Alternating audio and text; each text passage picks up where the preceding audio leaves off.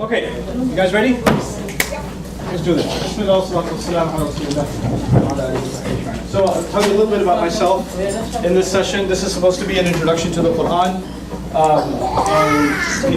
And the way I introduce people to the Quran is very personal. It's not a generic, like, pre-made PowerPoint presentation or a book that I'm using as a basis. I'm actually using my own experience as a basis to introduce you to this book. I was actually, as I was raised a Muslim, but I wasn't really raised in a tradition where I studied the Quran or learned its meaning or even went through the whole thing in translation ever. So I didn't really know what it was. And I wasn't exactly religiously affiliated by the time I got to college in New York City. I went to school in New York City. And when I did kind of decide to rediscover my faith for myself, I actually happened to be living on my own. My parents had already moved away, and I was living on my own, so I was kind of learning the religion on my own terms, not on the family's terms or the terms of any sort of mosque or religious institution. It was kind of a self-discovery type of thing.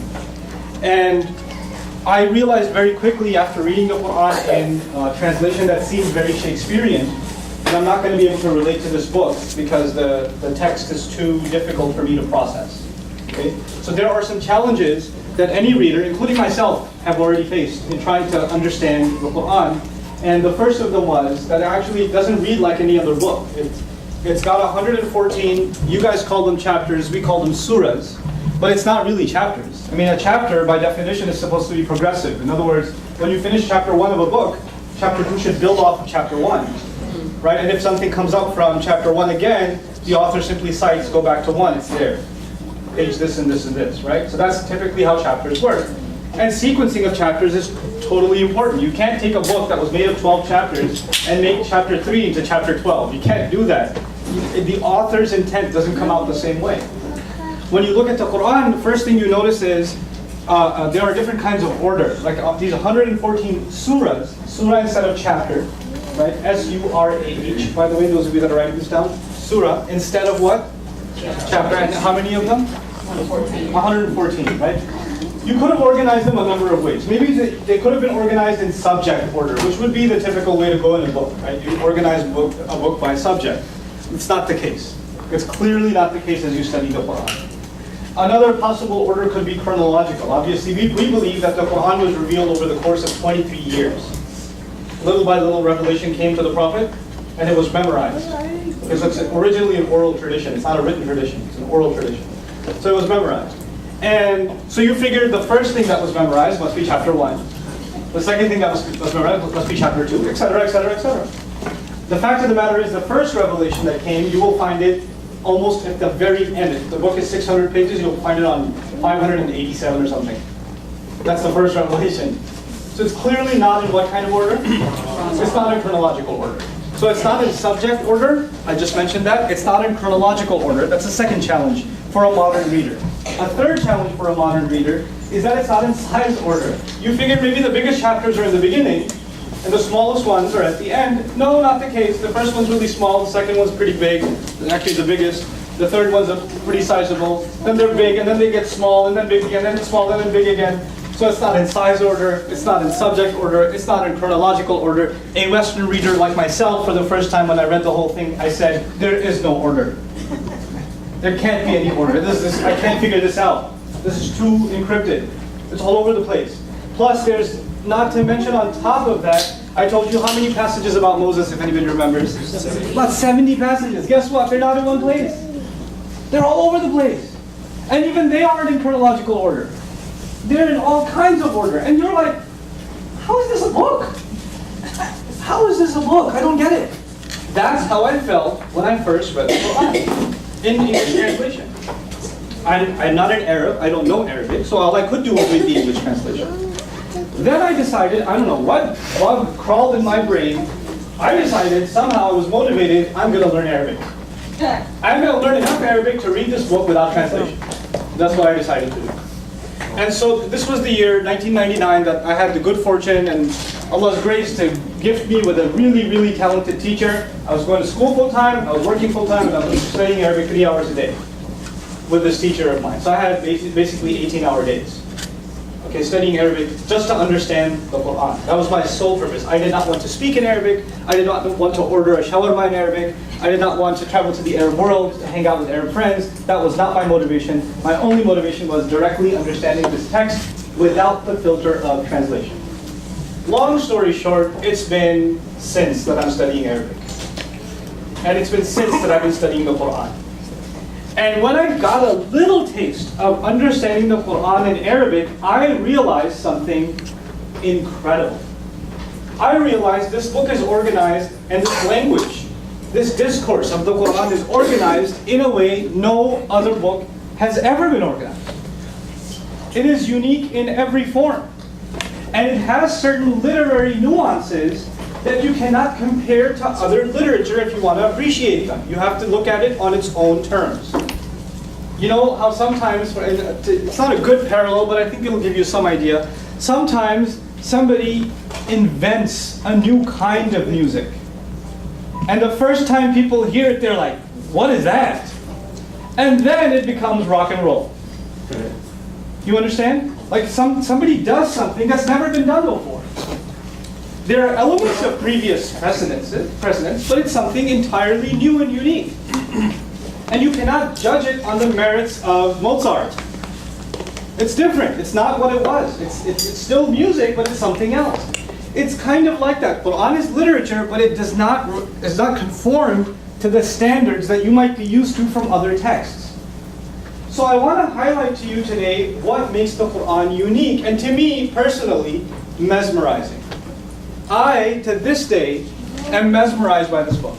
The more I study it, the more I just sit back and go, whoa, word of God. That's what I do personally. I don't push that down and shove that down anybody else's throat. I do this for my own fascination. Islamic studies, incidentally, for those of you who don't know, Islamic studies is many subjects. When somebody says they want to study Islam, they can study a slew of subjects.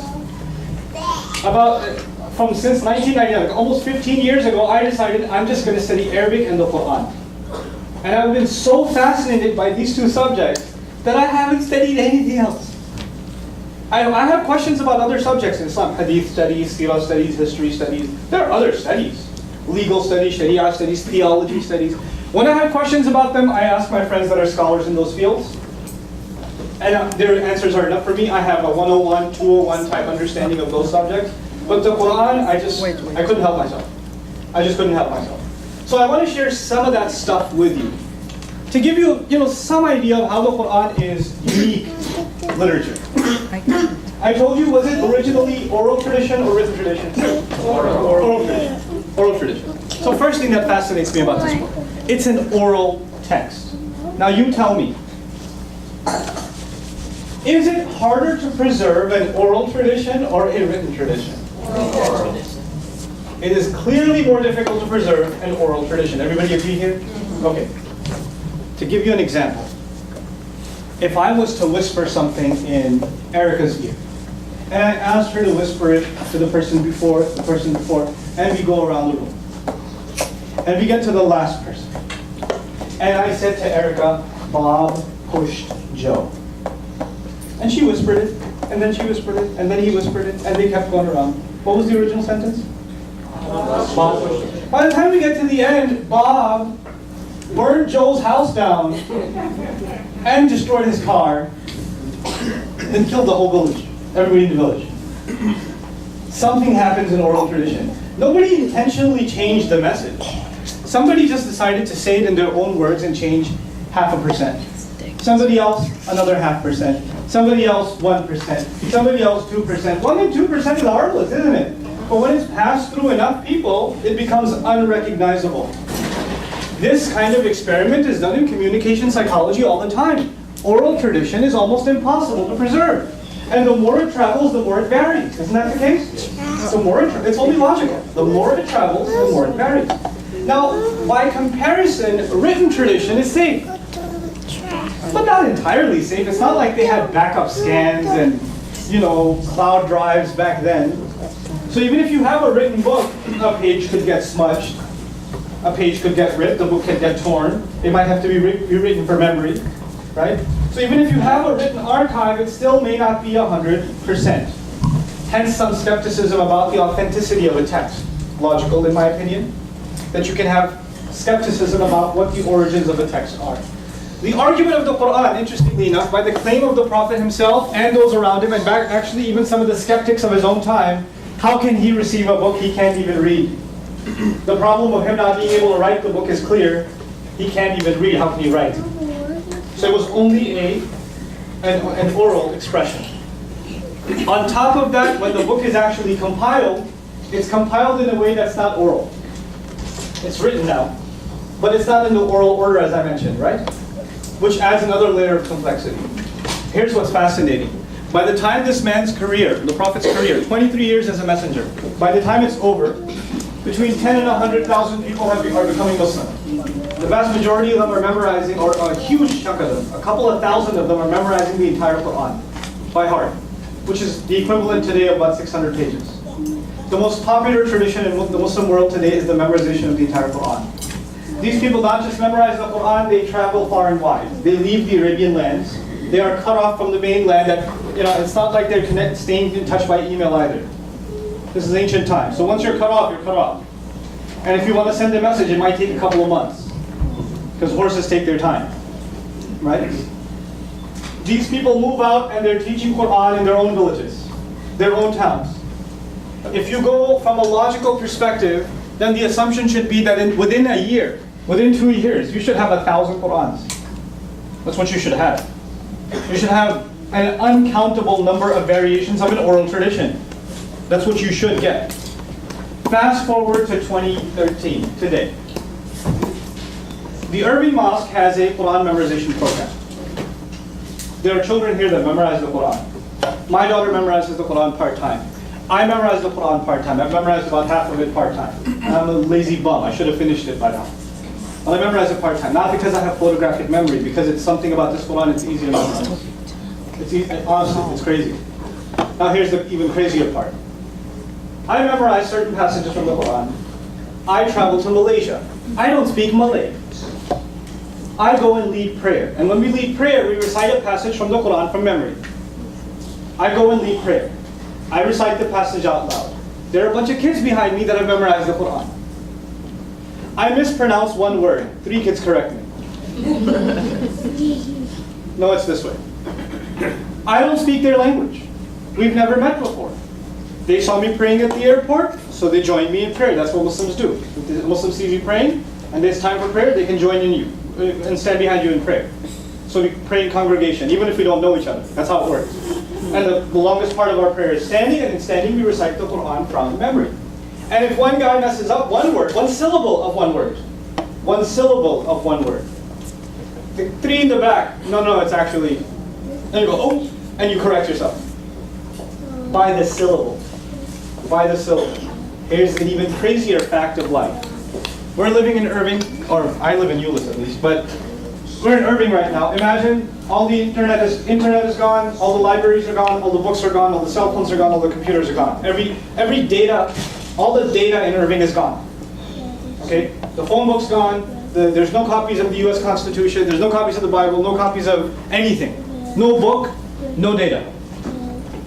I can challenge that within 24 hours we'll have the Quran. In Irving. Actually, we don't even have to look at all of Irving. Within 5 blocks of here. We'll have the entire Quran back. Why? Yep.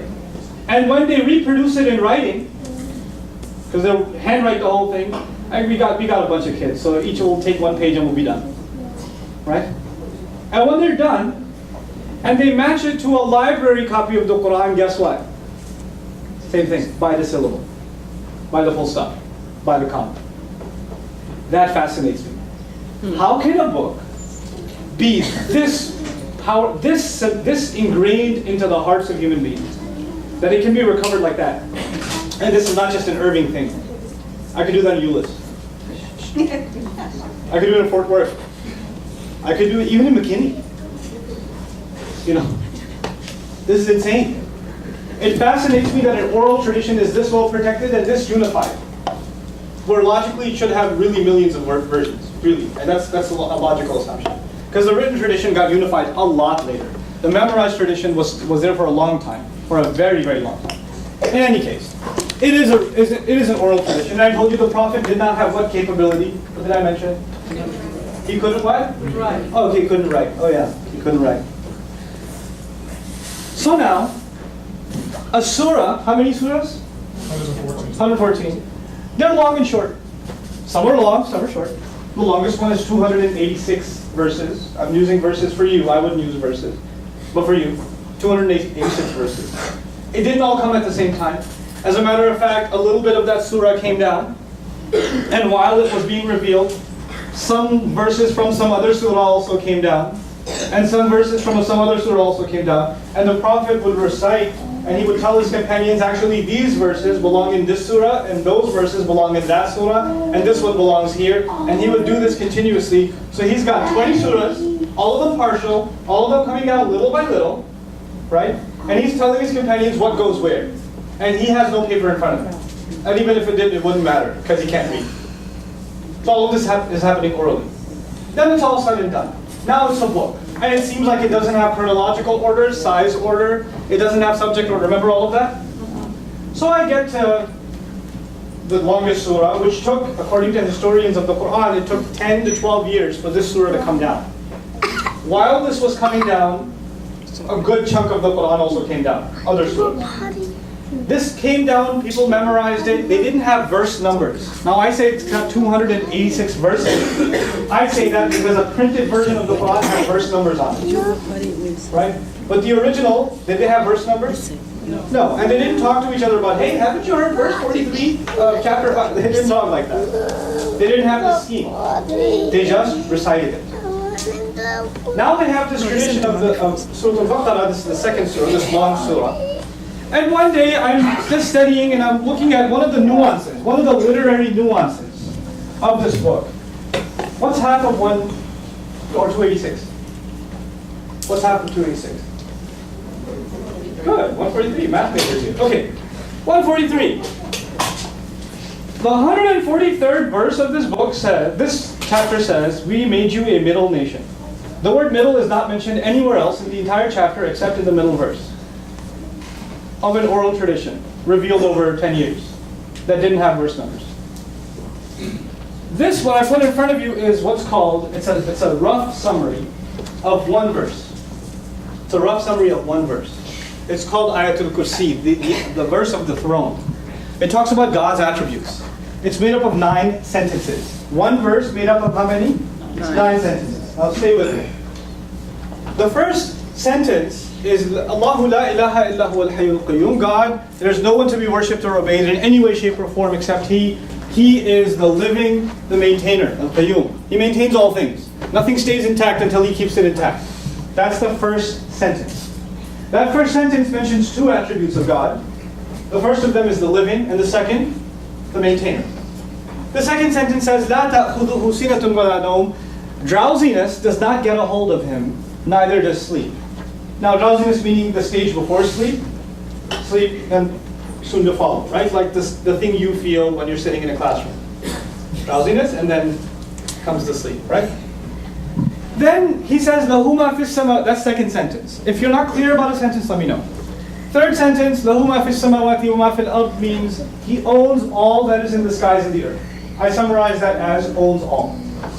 Okay? He owns whatever lies in the skies and the earth. Fourth sentence, مَنْ ذَا الَّذِي يَشْفَعُ عِنْدَهُ إِلَّا بِإِذْنِهِ. Who will make intercession? I'll explain the word intercession, because I didn't get it the first time I read it in translation. So I'm guessing some of you won't get it either. Who will intercede on His behalf except by His permission? What that means is, when you get in trouble at your job, and you're about to be fired, but the manager's your uncle, and so he steps in between the CEO and you and says, hey, it's my nephew. Just give him one more chance. Let's go easy on him. He just interceded. He interceded. You were about to get in trouble. You had a good hookup, who was your uncle, and he helped you out there. Okay? Or you just got pulled over. Police officer shows up at the window, and you're trying to get out of the ticket. You say, nice hat, officer. Didn't work. And then you're taking out your license, and yo, by the way, my brother is a cop. Oh yeah? What precinct? Oh, I know Frank. Okay, just be careful, all right? That little ID card from Frank interceded. You understand?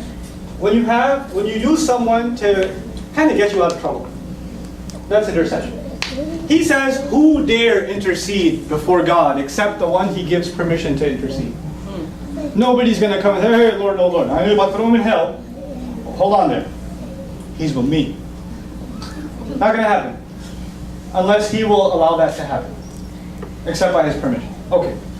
So he mentions something that won't happen, but mentions a small exception. And we don't know what that exception means yet. It just says that except by his permission. That's all he says. That's your fourth sentence. The fifth sentence is, he knows what lies ahead of them, meaning what's in their future. وَمَا خَلْفَهُمْ, and whatever's behind them, meaning their what? Past. He knows their future, he knows their past. Then he says, وَلَا يُحِيطُونَ بِشَيْءٍ مِنْ عِلْمِهِ إِلَّا بِمَا شَاءَ. And they encompass nothing of his knowledge, except what he lets them know. He knows all, we know nothing, and whatever we know is because he lets us know. So what we know is the exception. The little that he let us know. إِلَّا بِمَا شَاءَ. Okay. Then he says, وَسِعَ كُرْسِيُّهُ السَّمَاوَاتِ وَالْأَرْضِ. His magnificent throne expands the entire skies and the earth, meaning all existence is actually under his kingdom, his throne. Now a throne is a very small part of a castle. It's the innermost part of a castle. The throne is small. You can have a larger, more grand throne, but still it's a very small architectural piece inside the castle. God says his throne itself is the span of the universe. The throne. What to speak of the castle. That's what he's describing his magnificent glory here. In any case, then he says, وَلَا يَؤُودُهُ حِفْظُهُمَا. Guarding the skies. Guarding the skies and guarding the earth. Guarding the heavens and the earth doesn't exhaust him. Now, the idea of exhaustion is associated with protection. What do you find security guards doing in action movies all the time? That's how you build a piece, pass through security, huh? Security guard falls asleep. When you're guarding, your tendency to fall asleep. He says guarding the skies and the earth does not put him to, or doesn't exhaust him. Then he says, وَهُوَ الْعَلِيُّ الْعَظِيمُ. And he is the all-high, the great. That's the last sentence. Are they 9? 1, 2, 3, 4, 5, 6, 7, 8, 9? Everybody see 9 sentences? Here's what's cool about this. The first sentence had 2 attributes of God. The 9th sentence has 2 attributes of God. You see that? The second sentence says, he doesn't get hit with drowsiness or sleep. And drowsiness and sleep are directly associated with what? 8th sentence. What is that? Exhaustion. The third sentence says he owns everything. And the third last sentence says his throne extends to everything. The fourth sentence says nobody will make a case in front of him except, and here's the exception, if he gives permission. The fourth last sentence says, what does it say? They know nothing except what he lets them know. A sentence about exception here, a sentence about exception there. And the middle sentence conveniently says, he knows everything that lies ahead, and what lies behind. It's actually even almost in a literary sense, he knows the sentences that are coming and what were already mentioned. They're symmetrical. This is not an isolated incident in the Quran. There are hundreds and hundreds of examples of literary nuance in the Quran like this. And this is just one aspect of Quran's literary nuance. I want to give you another. This is an oral tradition, as I mentioned before. And in an oral tradition, when something gets memorized, you don't change its order. You just say it like it is. You repeat it hundreds of times. So there is no time for an editorial process. There's no time. One of my favorite declarations in the Quran is وَرَبَّكَ فَكَبِّرْ. Roughly translated, declare the greatness only of your master. Tahleel, can you write that for me in Arabic on the screen? Separated letters, please. You know what I'm going to do, right? So while you're doing that, I'll go to something else for a little bit. What do you want? I'll tell you. Just erase this. The Quran, for example, I'll give you another really neat example of how the Quran is organized. You have in the Quran several stories. One of my favorite stories is the story of Joseph. Story of Joseph. And that's the 12th surah of the Quran is dedicated to the story of Joseph. Okay? You want this in Arabic? Oh yeah. Oh, let me try. Okay. Don't you erase that? I'm tempted. Okay. You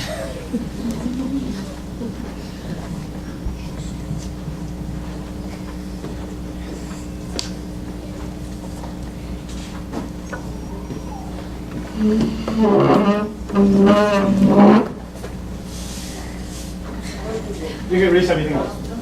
You forgot a cough One there. bad marker. You erase the spell. Ustad, you forgot a cough after the cough. Yeah, got it. Okay. Ah.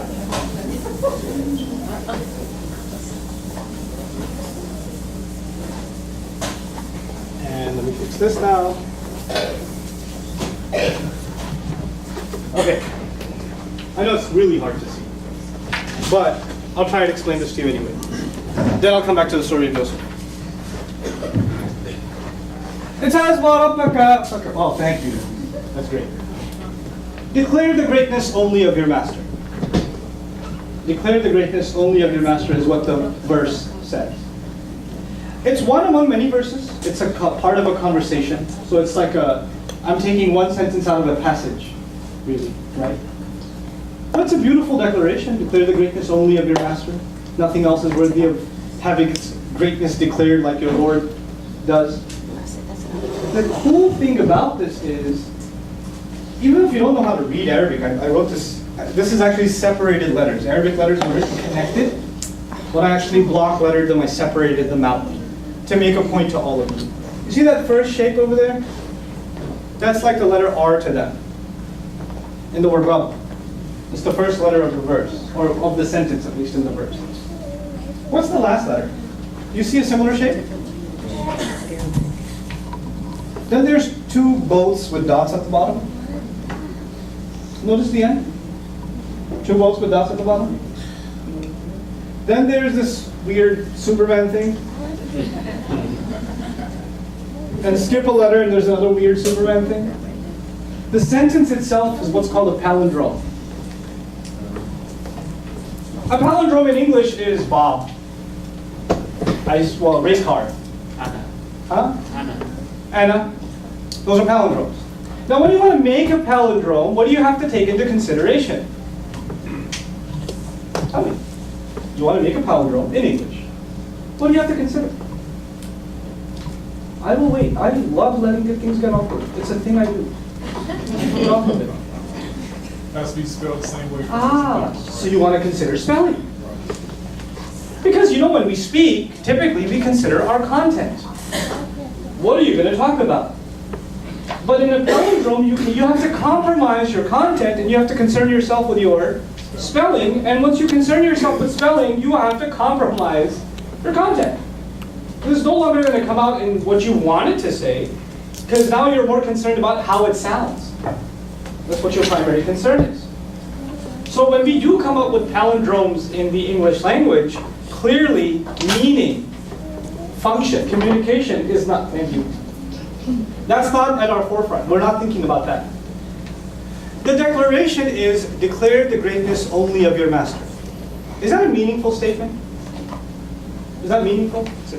Yeah. And it's actually within a passage. It's not a separate sentence and the Prophet comes out and says, hey, look at this. By the way, he can't even do that. Because he doesn't know how to what? Read. And to be able to say, look at the letters, you'd have to know the letters. He doesn't know the letters. He just says it. He just says it.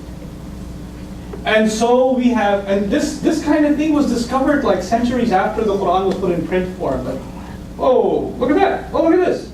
Look at this symmetry over here. Look at that symmetry over there. Look at this passage's symmetry. And I told you the story of Joseph, right? I was mentioning something about the story of Joseph. The story of Joseph, beautiful story. It's just absolutely fascinating in the Quran. 12th surah. It is in 12 parts. The story of Joseph is in 12 parts. The first 6 parts create a problem. The next 6 parts in reverse order solve the problem. The first part is he saw a dream. The last part is his dream gets interpreted. And everything works its way towards the middle in an oral tradition. That's what I mean when I say, and symmetry is just one thing I wanted to highlight today. Symmetry is just one of those things that people just don't know about the Quran. It gets lost in translation, or people don't even, like, who would want to study the Quran as literature? But this stuff fascinates me. Oh boy. I get just blown away by this stuff. I'll give you an example of something that doesn't have to do with symmetry. It has to do with how nuanced the language of the Quran is and how sometimes in translation stuff's missing. Okay? You guys know the story of Moses. You know this was coming. This had to be coming. So Moses he had a little bit of an extreme sports adventure early on in his childhood. What am I referring to? Huh? The basket. Those in the basket. Now this mother who's got to put her child in a flowing river inside a basket that has previously been tested for extreme rafting? No. No. And the poor woman has no choice. And she's got to take this baby and she's got to put this child inside the basket and let it float away. And as it sails away, a time comes when she can't see it anymore. She can't see it anymore. And at that point her heart sinks. And the Quran says, وَأَصْبَحَ فُؤَادُ أُمِّ مُوسَى فَارِغًا إِنْ كَادَتْ لَتُبْدِي فِيهِ لَوْلَا أَنْ رَبَطْنَا عَلَى قَلْبِهَا لِتَكُونَ مِنَ الْمُؤْمِنِينَ. The verse says, Moses' mother's heart was emptied out. It's like she became emotionally paralyzed. She was emptied out. You know what that means? When you go do something so shocking, you hear something so shocking, it hurts you so much that people do this and you don't blink. That's the expression farigan. You lost it. You don't eat, you don't talk back, you're just quiet, you're a vegetable. You're in shock. You're just in a complete state of shock. That's the expression. Then he says, "In kadat latubdi bihi." She almost gave up her secret. In other words, she almost ran out of her house, her hut, running to the water and saying, "My baby, my baby." But the problem with doing that is if she did that, who would find out? The soldiers would. That motherly instinct of wanting to run after her child, she had to crush within her. And that itself, first of all, the child's going. Second, she can't even cry about it. She can't even scream about it. She has to fight her most natural motherly instinct. He says her heart was empty, voided out. She almost gave up her secret. لَوْلَا أَن رَبَطْنَا عَلَى قَلْبِهَا. Then he says, had we, meaning God, not tied her heart together, had we not kept it together. In other words, she would have run out doing what she was going to do as a mother, had we not kept her together emotionally. لِتَكُونَ مِنَ الْمُؤْمِنِينَ. So she could be from those who truly believe. Now, the reason I mention this particular beautiful, beautiful ayah is because her heart is talked about twice. Moses' mother's heart is talked about twice. Once when it got emptied out. Once when God held it together. Right? You guys following along? Once it was emptied out, once it was held together. The thing of it is, there is only one word in English for heart. Heart. The Arabic language has a number of words for heart. And the first time her heart was mentioned, a different Arabic word was used in the Quran. And the second time her heart was mentioned, another word for heart was used in the Quran. The first time the word fu'ad was used. The word fu'ad is used in Arabic. The origin of that word is fa'ada, to roast. Fu'ad, a piece of flesh engulfed in flames, is called fu'ad. God describes her heart as one on fire. In Arabic, when a heart is overwhelmed emotionally by anger, fear, sadness, rage, you name it. If your heart is overwhelmed with something, it's no longer called just a heart, it's called a piece of flesh on fire. That's what it's called. When your heart is calm, however, it's just called the thing that beats. Qalb. Qalb literally comes from alteration or change, because the heart is constantly changing its position. It's beating. The first half of the verse uses the word fu'ad. The second half of the verse uses the word qalb. In other words, now in English, the first half of the verse uses the word heart on inflamed, engulfed, overwhelmed, overpowered. What was happening in the first half?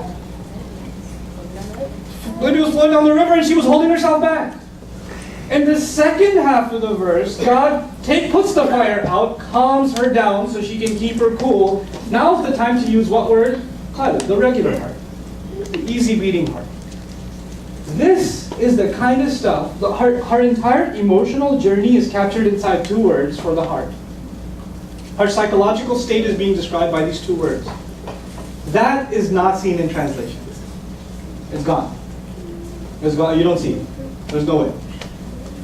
Incredible stuff, at least to me. Yes, I don't have to know. 25 minutes more? Okay. So, last thing about Quran and translation. My personal project, as was mentioned previously, was when I started studying some of this stuff, I was like, man, people need to know. Not to proselytize people. I'm not interested in converting people to Islam. No, I just feel like this is a monumental work of, a contribution to human, the human library. We believe it to be the Word of God. That's what I believe it to be. That's what Muslims believe it to be. I feel like Muslims don't even know what this book is talking about. So many of us don't even know what it has to offer. So I wanted there to be kind of a literary education about this book. So when people talk about it, at least they talk about it in an educated way. Muslims are not. They should at least know what it's talking about, and not lose out stuff from the filter of translation. And that's why I did the series that I did a video series on the Quran, just the entire Quran, walk through the whole thing. And just walk through the whole thing. And especially I try to highlight the parts that are particularly controversial. Like, here's a fun quote from the Quran, kill them wherever you find them. It's from the Quran. I can tell you. You don't have to watch the news to hear that quote. I'll tell you myself. It says kill them wherever you find them. And I love talking about it too. Oh, I love it. You know why? Because I believe if it's properly explained, without washing the meaning down, without watering it down, genuinely talking about the text in its original historical context, I have no shame in talking about it, and I'm actually proud of it, and I think any civilized human being would be too. That's what I think. It's just not talked about it that way. Is it possible that a text can be manipulated? Yes. Tell me about it. Tell me about it. I'm sitting on the plane sometimes, person sitting next to me, I'm reading the Quran in Arabic. They're like, what you reading there? It's like, Quran. And that makes for some fun conversation, Sometimes it doesn't. Sometimes it's awkward silence after that, like, can I check my seat? Awkward. Or sometimes it makes for some fun conversation. Doesn't that book say to kill everybody? It's like, well, you're alive. What is it actually? What is it talking about? You know what? If it's maybe some other sessions, I might explain that stuff to you guys. Let's take all the verses that are quoted all the time, that are used as a basis to say these Muslims. Oh, you watch out for these Muslims. Look at what their book says. You know what? I don't like to play that game, because if you want to play that game with any book, you can. With any book, with any religious tradition, it's easy to play that game. But to actually go and talk to someone and say, I heard this is what it says. What's it actually talking about? How have you guys understood this for 1,400 years and not had a problem? And how come nowadays there's this chaos? That's a discussion to be had. That's something we need to understand. I honestly, in my final comments, I just want to say, this book deserves to be understood for what it really is, for what it really has to say. And I hope I can make some contribution towards that. And I hope that you guys, the ones, especially those of you that are visiting us today, I welcome you to stay in touch with me, with the people here, the wonderful people here that have put this program together. I actually am not an official part of the mosque. I'm just a community member. My school's across the street. I teach Arabic across the street. Okay, what used to be the old Nokia building. I have an Arabic school right there. Right? But I come help out whenever I can. But you're welcome to try and stay in touch with me. I'm going to leave my email address on the board. So you guys should shoot me an email. We can talk. If I get time, I don't get a lot of time because I do a lot of traveling and a lot of teaching. But if I do get time, we get together, sit down, have a chat. I don't mind. I don't mind doing that.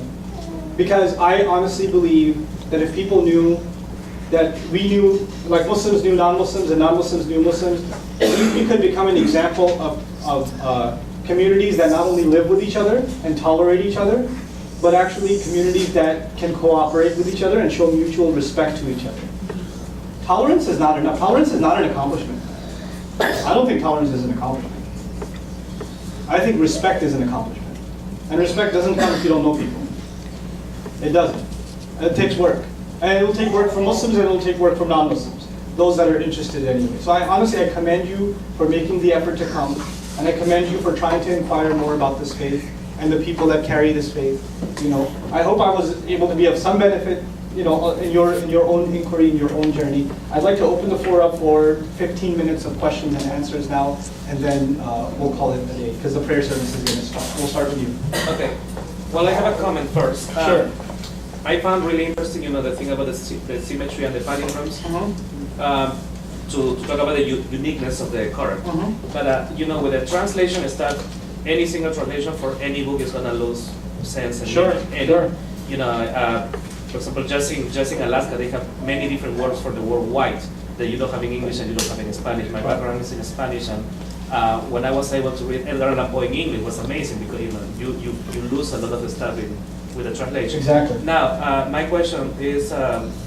You mentioned a tradition before about that God, He builds houses for everyone, right? Yes. But then you said that He already knows what's going to happen in the future. He knows everything that's coming, right? Sure. So if He's omniscient, so He knows everything that's happening, so He knows that some people are not going to make it already, right? Isn't that a contradiction? Sounds like a contradiction. He knows some people aren't going to make it to heaven. Why you build them a house anyway? Because He's all-knowing. We believe, actually, it's really cool in Islam, we believe that God is all-knowing, but He also gives human beings to change the course of their future.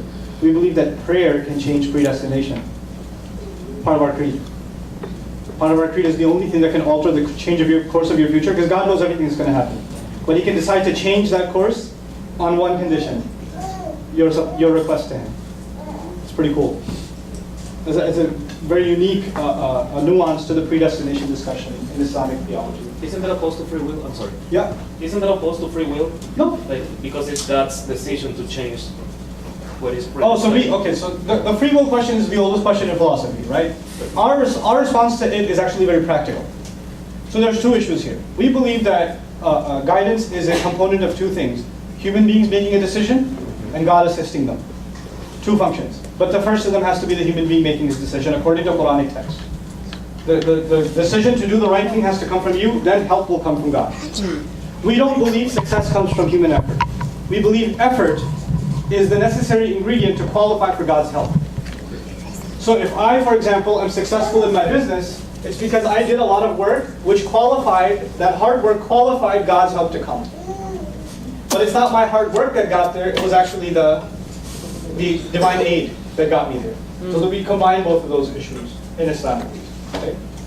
Yes? Can you very quickly, if it's possible, you said killed them, where you find Oh my God, you want to know about that one? I've never heard that, so. So cool. So cool. I'll tell you what it's talking about. I will tell you what it's talking about. So, anybody ever seen Red Dawn? Yes. Yeah. The old one or the new one? The old and new. The old and the new? The old one was better. It was. The old one was better. I had the craziest experience watching Red Dawn. On watching this film, you guys know what I'm talking about or no? How many people don't know? Oh my God, seek forgiveness. Anyway.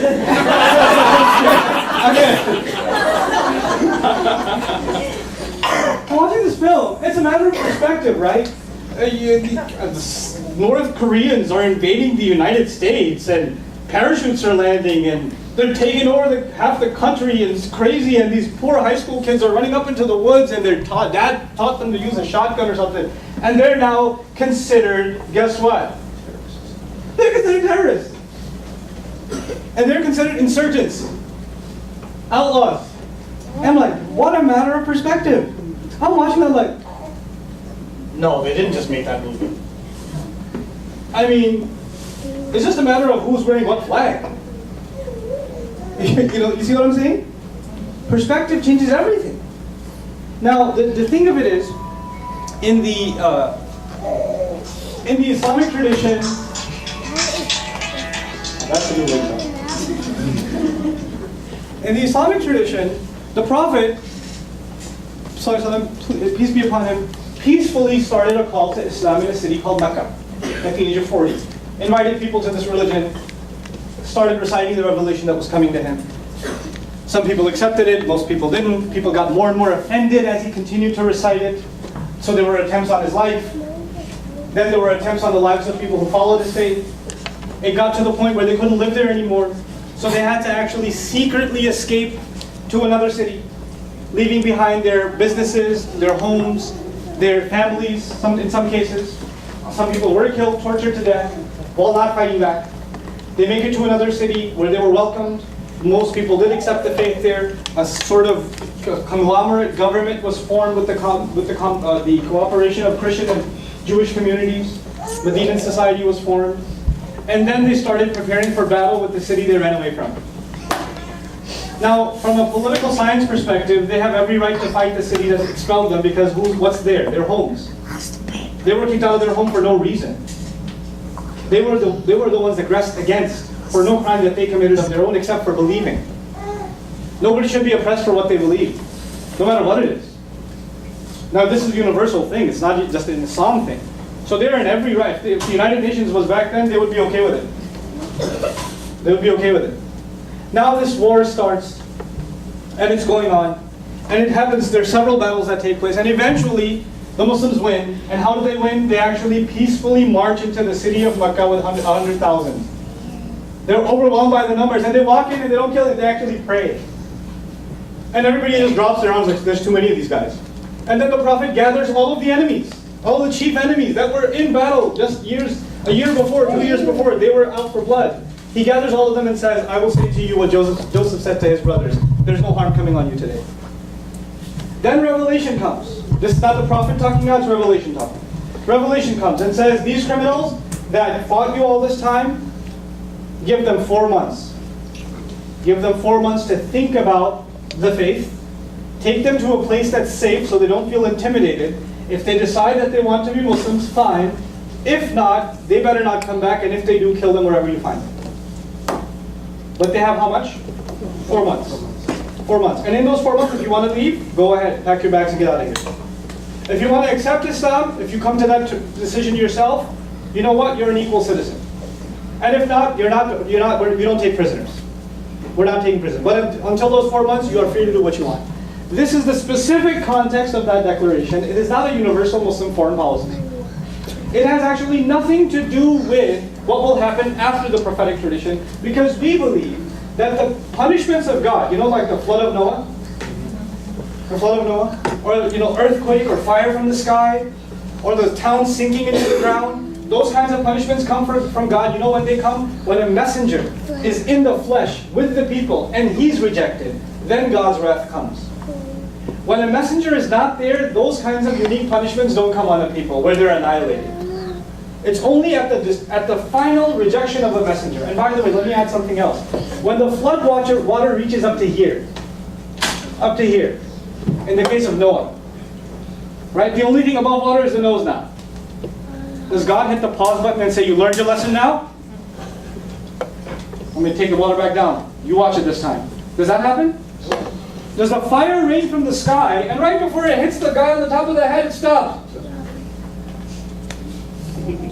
You want to joke about God's wrath now? You think it's funny now? Does it ever happen? Once it starts, you can't stop it. This is God's tradition in previous nations. This is true of Islamic tradition and the same stories that are mentioned in the Bible.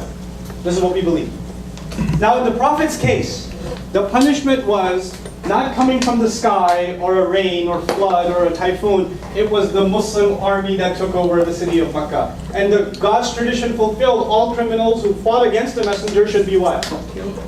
Killed. But the pause button is pressed and told 4 months. The pause button was never pressed before. It's 4 months. Think about it. If you want to leave, move to Rome, go ahead. Move somewhere else, go ahead. Otherwise, you will face God's wrath, which has been coming from previous prophets too. And this is a messenger, and God does not forgive those who violate his messenger's causes. Those who have been ardent criminals. It's up to you. Then a guy came up to the Prophet and said, I don't know where you've been. I was in my house when you were preaching. I never came outside. I never even knew who you were until you just took over Mecca. What about me? I mean, he must have had an Xbox at home or something. He stayed around the entire time. He didn't come out. Yeah. You mentioned in the first session that there were two perspectives of how to interact. God's and ours. Yeah. So anyway, he says, what about me? I didn't do anything. I didn't fight you guys. And Allah says, what about them? A specific verse came about the exceptional case. Listen, I was talking about warring combatants, and I gave them those 4 months. If one of the other comes, what do? وَإِنْ أَحَدٌ مِّنَ الْمُشْرِكِينَ اسْتَجَارَكَ فَأَجِرْهُ حَتَّى يَسْمَعَ كَلَامَ اللَّهِ ثُمَّ أَبْلِغْهُ مَأْمَنَهُ ذَلِكَ بِأَنَّهُمْ قَوْمٌ لَا يَعْلَمُونَ. If one of the idol worshippers comes to you saying, listen, I have no idea, I don't know what this stuff is, then فَأَجِرْهُ, leave him be and keep him safe. Ajru means 2 things: leave him be and keep him safe. حَتَّى يَسْمَعَ كَلَامَ اللَّهِ, until he gets to hear God's word. ثُمَّ أَبْلِغْهُ مَأْمَنَهُ, then after he hears God's word, take him to a safe place.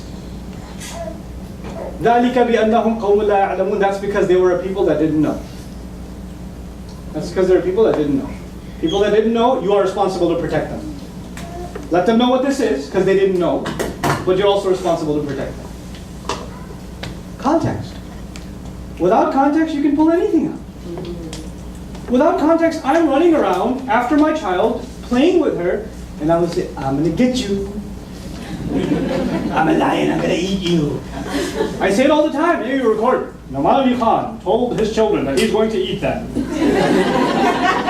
We have a direct recording. I'm going to eat you. Did you say that, sir? Yes, I did. I actually did say that. Then they asked my child, were you scared? I was really scared. Context, guys. Context. It's so easy to manipulate a text. And the beauty of it is, when I see people manipulating the Quran as text, I find fulfillment of God's word in that. Because he says, يُضِلُّ بِهِ كَثِيرًا وَيَهْدِي بِهِ كَثِيرًا وَمَا يُضِلُّ بِهِ إِلَّا الْفَاسِقِينَ. He guides with this word many, and he lets other people be misguided with this word, many of them. And the only one who go into misguidance by using the word are people who are inherently corrupt. People that have corrupt intention will use it for misguidance, and when they do that, I say, oh, you told us. Thanks. Thanks for the heads up. So I'm not shocked by it. Like we were told. You were told. Yeah. The Bible has many interpretations, like the King James or Bystander Version. Does the Quran have interpretation? The Quran's text is unified. So the text of the Quran is across the board the same. There are scholarly attempts to understand the Word of God, and there are thousands in number. Thousands. But none of them are actually considered sacred. The difference between sometimes the biblical analysis or exegesis and Quran is that, some biblical scholars will argue that, these few lines are actually explanatory. They're not original Bible, they're explanatory. But that line has to be drawn for you. Like a common reader won't be able to tell where to draw the line. With the Quran, the line is clearly drawn. This is his word, this is my attempt to understand it. And what's beautiful about that is every time a scholar would write about a single verse and explain it to the best of his understanding, he'd end the passage with Wallahu a'lam, and God knows better. In other words, what I'm offering you is a human effort to understand God's word, but my word doesn't constitute God's word. My interpretation cannot be considered final. My interpretation can't be the last. Because that would be taking God's authority. Yeah. I've heard of the principle of abrogation, I believe, in the Quran. Could you describe that? Sure, yeah. Abrogation is the idea that God would reveal something where people were ready for it at a certain point, and then as they matured, he would reveal more specific commandments, or commandments that would say, okay, now you need the final version of this. So for example, Arab society, you think they have a lot of drinking water in the middle of the desert? No. Not a natural resource, not easily accessible. And in that kind of a society, all drinking liquids, juices, wine, etc., are very expensive to come by, right? So wine was a very exotic item, and also something that was very much revered in Arab society. The Quran came and tried to wean the Muslims off of wine. It didn't say don't drink, because Allah knows, and we know now, you can't just tell someone don't drink and they stop. It doesn't work like that. Human beings don't operate like that. And he says, Allah ya'lamu man khalaq, doesn't he know who he created? He knows what we're like. So he first said, look, the evil that comes from it is much greater than the benefit. He didn't spell out and say, stop it. He just said, listen, it's the bad things that come out of it are far worse than the good in it. Then a few years later, he took another step and he said, you know what? Don't be drunk when you're praying. Don't come near the prayer while you're drunk until you know what you're talking about. So at least respect the prayer. Now the thing with prayer is Muslims pray 5 times every few hours, which practically, either you're going to drink or you're going to pray, because, you know. And even if you are going to drink, you can't drink too much anymore. Why not? Because if you drink too much, it takes a while to wear off. And prayer is coming. So if you're going to fulfill this commandment, practically, it came to an end. Then the final commandment about alcohol came, and that was, it is رِجْسٌ مِّنْ عَمَلِ الشَّيْطَانِ فَاجْتَنِبُوهُ هَلْ أَنْتُمْ مُنْتَهُونَ.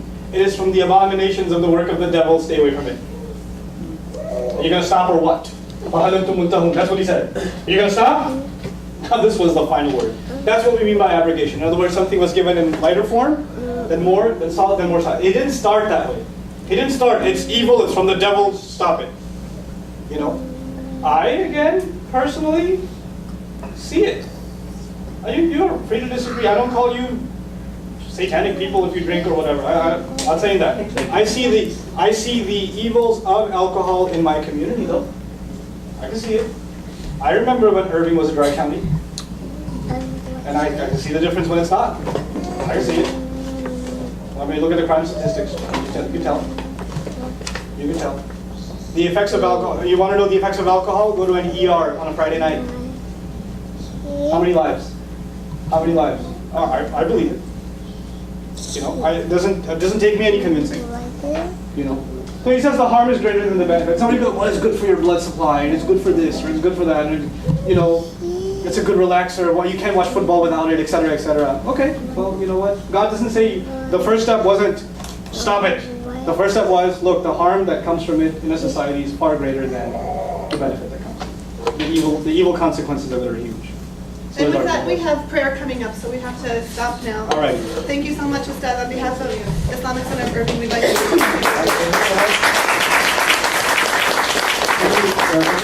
email address on there, so everybody has it.